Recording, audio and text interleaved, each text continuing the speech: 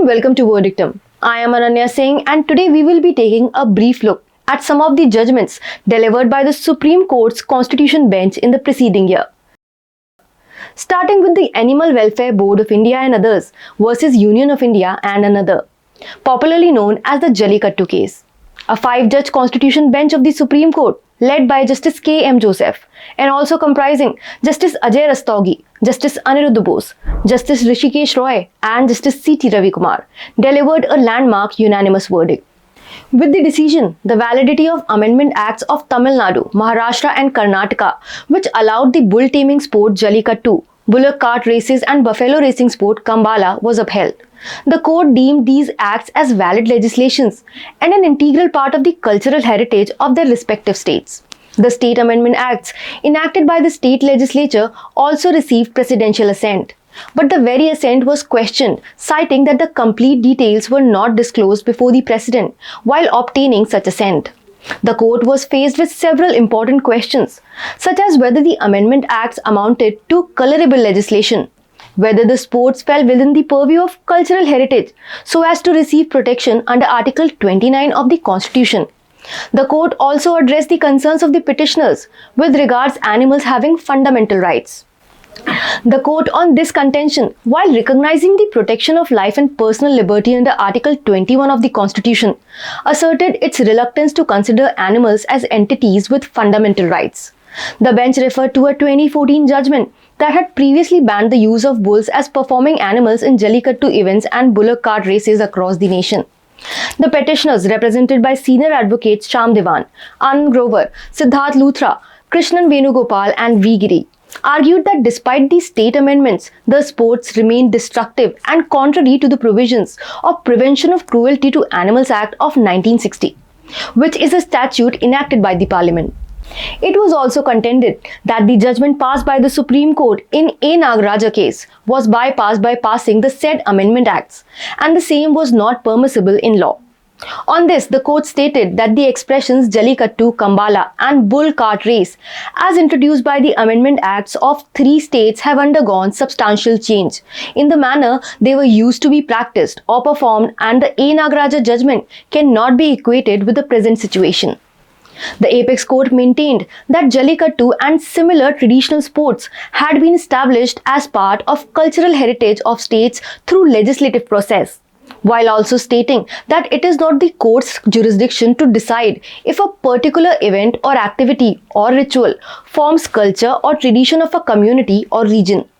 The court expressed its unwillingness to disrupt the legislature's view on the issue, emphasizing that the state amendments, in conjunction with associated rules, aim to minimize the pain and suffering of animals during these traditional sports. Union of India and others versus Union Carbide corporations and others.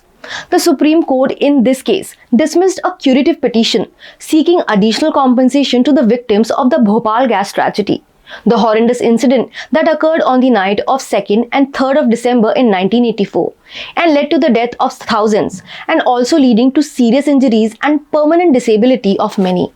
The plea was filed by the central government against the Union Carbide Corporation's successor firms, seeking an enhanced compensation amounting to over 7,000 crores for the victims of the tragic incident. Considering centre's plea, a bench of Justice Sanjay Kishan Kaul, Justice Sanjeev Khanna, Justice Abhay S. Oka, Justice Vikram Nath and Justice J. K. Maheshwari ruled that the claim made by the Union government for a top-up lacked a legal foundation and was not based on any known legal principles. The court highlighted on the previous settlement, which was estimated by the Supreme Court in great detail. The Union government claimed the top-up on the ground of incorrect and wrong assumption of facts and data in the previous judgments and orders, the expenditure incurred by the state towards the relief and rehabilitation measures of the victims, on account of environmental degradation, and also after due consideration to several other factors like the devaluation of the rupee, interest rate, purchasing power parity, and the inflation index. The plea was, however, opposed by UCC, represented by senior advocate Harish Salve. UCC challenged the very maintainability of the curative petition after 2 decades of the settlement. It submitted that the present plea was in breach of the principles laid down by the Apex Court in the case of Rupa Hurra versus Ashok Hurra, which specified the limited contours for curative jurisdiction. The court, dealing with the issue of maintainability of the curative petition, suggested a cautious approach to expanding the scope of curative jurisdiction. The court, stating that the present matter has already undergone re-examination through the review jurisdiction of the court, said that since this court's review jurisdiction itself is so restrictive, we find it difficult to accept that this court can devise a curative jurisdiction that is expensive in character. The court further observed that no fraud was alleged in the settlement, and the union's contentions related to factors not considered during the initial settlement. In fact, the settlement amount was actually in excess. The court also criticized the union for neglecting to take out insurance policies, as outlined in the review judgment, deeming it gross negligence. As a directive, the court instructed the utilization of Rs 50 crores held with the Reserve Bank of India by the union to satisfy pending claims in accordance with the Bhopal gas leak disaster Processing of Claims Act of 1985 and the scheme framed thereunder. The court then went on to dismiss the curative petition. VIVEK Narayan Sharma versus Union of India.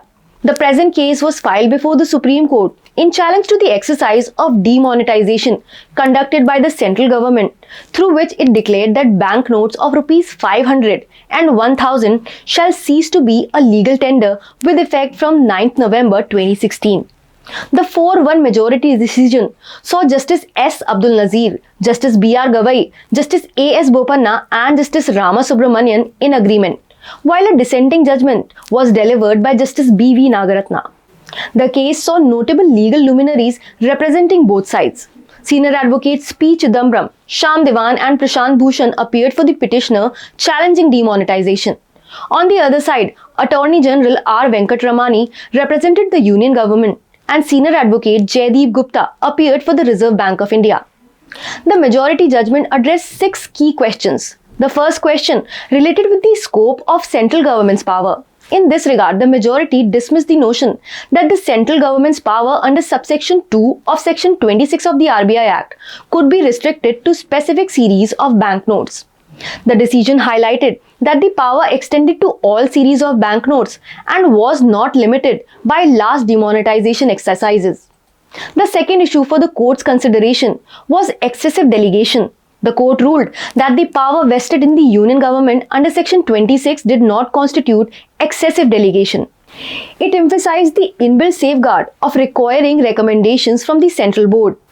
Another issue was the notification declaring demonetization being flawed. The majority, however, held that the notification dated 8 November 2016, which initiated the process of demonetization, did not suffer from any flaws in the decision-making process.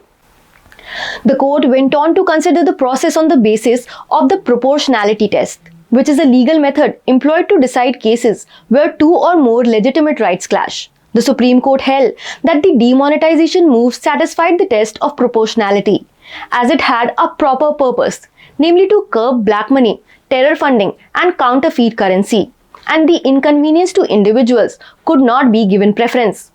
On the question of reasonableness of exchange period, the majority dismissed all claims of unreasonableness, deeming the notification reasonable. Lastly, the court, considering RBI's independent power, held that it does not possess independent power under subsection 2 of section 4 of the Specified Banknotes Cessation of Liabilities Act of 2017, which provides that RBI may, after verification and upon being satisfied with a reasonable cause, credit the value of notes to KYC compliant bank accounts even after the period to exchange such notes has elapsed. However, Justice Nagaratna's dissenting judgment presented a contrasting viewpoint. She asserted that the government should not be allowed to demonetize banknotes merely through a gazette notification. She further said, the objective of the central government may have been sound, just and proper, but the manner in which the said objectives were achieved and the procedure followed for the same, in my view, was not in accordance with the law. With that, I am Ananya Singh. Thank you for watching Verdictum. For more such informative content, subscribe to our channel and download the Verdictum app on iOS and Android for latest legal updates.